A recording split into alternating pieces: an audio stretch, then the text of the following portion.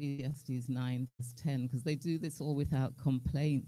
And whatsoever thy hand findeth to do, do it with thy might. For there is no work, nor device, nor knowledge, nor wisdom in the grave whither thou goest.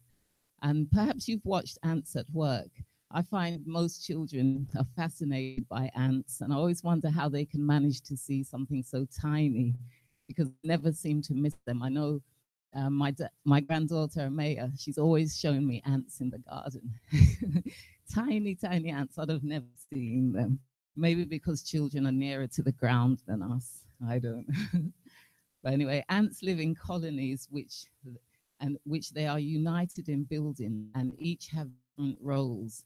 The queen's job, because there's the queen ant, is to lay eggs, and the worker ant's job is to look after the eggs.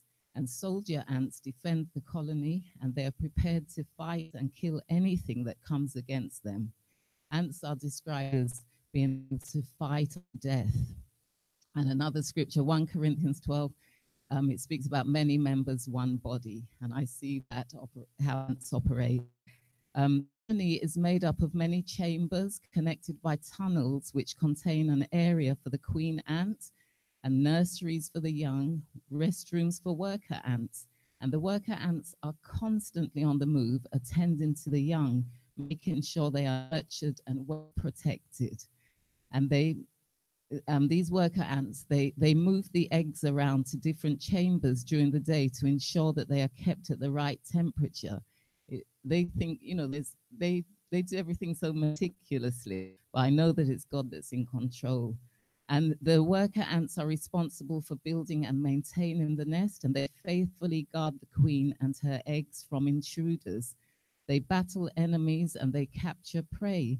They go out and carry injured ants that may have lost a leg or an antennae on the battlefield, and they bring them back to the nest. An injured ant actually sends out a distress signal. They only go and rescue ants from their own colonies. And the worker ants, the way they deal with an injured ant is to lick their wounds. And with